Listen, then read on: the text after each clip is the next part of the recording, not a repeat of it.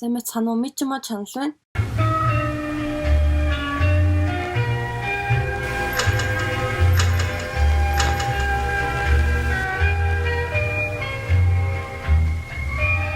За өнөөдөр болохоор би Wall-ийн талаар ярина. За та нар гарчигнаас харсан бах. Тэгээд Wall-ий бол 2008 онд нээлттэй хийсэн Disney шилдэг бүтээллээ. Ерөнхийдөө гол дүр болох Wall-ий хог хаягдл ангилж зөөдөг. Тэгээд дэлхий дээр цор ганц үлдсэн нь ер нь робот юм. Энэ анимашн ерөнхийдөө ганцаардал хайр дурлалын талаар өгүүлдэг. Wall-ий 700 жилийн турш ер нь ганцаардаад Эва гэх роботоо уулзан магадгүй сэтгэл хөдлөл гэж ингээд нэмэгдээ тиймэрхүү юм сэдвтэй анимашн байгаа. Энэхүү киноны цаг хугацаа нь 2805 онд өрнөдөг. 2105 онд дэлхийн ер нь бохирдлоос болоод хүмүүс сансарт амьдрахаар болдог. Гэтэ тэр сансрын аялал нь ерөнхийдөө бол тийм 5 жилийн амралтын газар байдаг хэвгүй юу. Тэгсэн чинь буцаж эрхийн завдалгүй дэлхийн бохирдод ирэхэрэг болсон. Тэгээ хүмүүс тэн дээр нь дөхнөөд амьдрахаар болж байгаа үйл явдалтай. Бид 2105 оноос хойш нөгөө 6 үеийн ахмадуудын зургийг хардаг. 700 жилийн туршид хүмүүс энэхүү хөдөлгөт амьдарчээ. 700 жил штэ. Гэтэ хамгийн том асуудал нь гэвэл эдгээр хүмүүс энэ олон жил яаж хоол хүнсээр хангалуун байдаг вэ гэдгийг сонино. Кинон дээрээс харахад жингийн идүүдэлтэй хүмүүс ер нь амар их гардаг. Мөн тэд гартаа янз бүрийн хоолны зурагтай аягаар юм угаал, садлан дээр суугаал тэгээл ер нь алхаж гიშгдэггүй хүмүүс шиг гардаг. Тэр юу хийж байгаагаа нэг гэсэндээ мэддэггүй гэсэн. Хүлэгдээ роботууд бүхнийг хариуцдаг. Мэдээж хэрэг ахмадыг хүртэл нэг юм жолоо үлдэрддэг штэ. Тэгээ нэг асуулт нь хүмүүс яг юу иддэг вэ? Тэгэд үүний хариултыг олцгоё.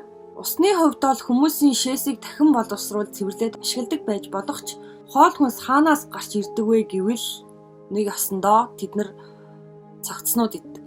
Цогцнуудаас хоол ашиглан гаргадаг. Нэг ясны каннибализм гэхэд болно. Ахмадын зургийн оноос харахад хүмүүс 120-ноос 150 жил хүртэл амьдрах ер нь чадaltaй болсон юм урт настай болсон байгааг та нар нь хардаг. Гөлөг дээр хүн ам нь 200 тэрбум ер нь хүн амтай байдаг. Эдгээр хүмүүсийн үе удам нь 700 жил ингээл амьдрахтаа хоол хүнсээ ер нь бол нэгнээ идээд зохицуулахгүйгээд явах уу. Миний эсэнчлэн роботуудыг хоол гаргаж өгдөг. Гэхдээ тэд нар ерөөсөө ингэж идж байгаагаа мэдтгүү гэсэн. Үүнийг баталж байгаа зүйл нь хүлэг дээр хог хаягдлууд донд ямар ч хоолны материалтай хаягдлууд дан металл хаягдл байдаг. Гэсэн биеийг чанаралж шатаах зүйл дахин боловсруулж хоол хийх хүнс гэсэн хоёр сонголт байгаа шүү дээ. Ер нь хүмүүсийн бүх асуудлууд роботуудын гарт байна гэсэн үг. Хүн бас нэгэн сонирхолтой зүйл бол хөлөгт нэгч хөгшин насны хүн байдгүй. Ганц хоёр юм саарл өстэй юм хүмүүс гардаг болохоос тэдэр нь тийм нэг хөгшин үрчлээтэй тийм удаан тэгж харагддгүй штеп. Зүгээр бусдаагаа яг адилхан толгор арьстай нэг хүмүүстэй тэгээд хүүхдүүд ч юм гардаг. Тэдгээр хүмүүс нь үргэлж ер нь шингэн зул ууж байдаг. Ямар ч тийм хатуу тийм жижлүүртэй хоол гардаггүй.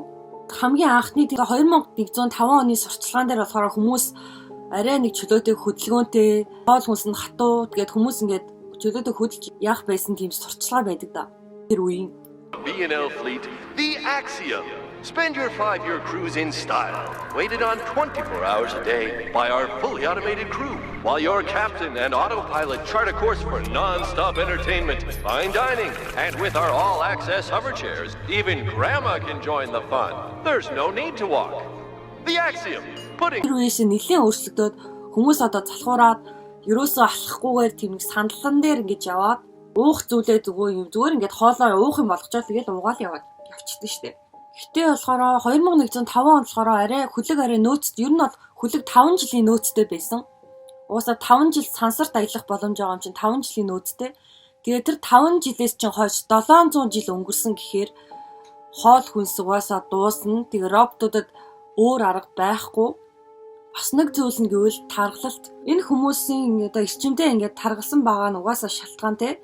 Одоо хүний цогцос ч юм уу одоо биеийн бүхэлдээ 80,000 калори байдаг, эслэгтэй байдаг гэсэн. Харин насанд хүрсэн одоо амьд хүний бие болохоор 125,822 калори эслэгтэй байдаг. Хүн өдөрт дунджаар 2,000 калори иддэг гэвэл нэг цогцос ер нь сарын хүнс гэсэн үг нэг хүндээ бол ерөнхийдөө одоо 300 хүний цогцлайлаа гэхэд нэг хүний насан туршийн хоол гэсэн үг. Энэ киноны насжилт нь бас үүнтэй холбоотой байж болох юм арай илүү өөр мэдээ тархалтан ч гэсэн. Тэгээ бодит амьдрал дээр бол хүний бие нь бактери вирус ихтэй учраас одоо идэж ер нь ингээд жоохон амсчул амир өвчин идэвхжгүй өвчин тусаад янз бүрийн шимэгч бактеритай болохоор тэгээд үхэлд хүргэн. Мэдээж хэрэг таргалт бүр эрчимтэй явуулдаг нь угаасаа ойлгомжтой энэ калориудаас болоод энэ хөлөг дээр бүх хүмүүс хөл дээрээс тогтч чадхааргүй хүн жинтэй харагддаг нь одоо ийм шалтгаантай. Одоо уусаа ингээ бүгдээр ямар нэгэн өвчнөд байхыг нь үгүйсэхгүй. Энэ баримт толгоноос харахад тэр роботуудын хүмүүсийг амьд ойлгох зорилготой одоо нэг зүйл байх. Тэгээ нэг мэдлгөөрээр ингээ каннибализм эзэн амар сонирн байна. За нэг иймэрхүү л юм байна. Жохон амар санагдлаа. Одоо та нар угаасаа гардыг ш. Хүмүүс ингээд аяган дотор одоо шууд ингээд одоо миксер дээд хийцэн имийг иддэг те. Одоо хүмүүсийн ингээд хүний цогцыг ингээд миксер дээр шууд дээрээс нь ямар ч өнгө амт оруулагч ороод юу ч болгож болох байхгүй юу. Тэгээ хүмүүс тэрийг мэдгүй идээд тархлаад тэгээд нэг төрлийн аим шигтэй. Гэтэ энэ зөвхөн онл шүү за. Гэтэ амар байж болох хамгийн ойролцоо байж болох зүйл шүү за. За иймэрхүү бичлэг байлаа. Тэгээд амар хөөрхөн за нэг хүн донешн хийсэн байсан. Бүр ингээ 20,000 донешн намайг хүртэн 100k хүрээрээ гээд амар хөөрхөн. Би тэгээд тэр нүнд амар баярлж байна. Баярлаа гэж хэлээ да.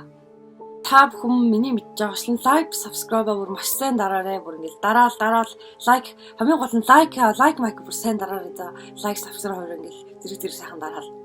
Тэгвэл бүр ингээд улам ингээд миний бичлэгүүд бүр ингээд чанартай гоё болоод тэгээ та нар хүсвэл донешн хийж болно. Тэгээд дараагийн бичлэгээр уулзцагаа. Баяртай.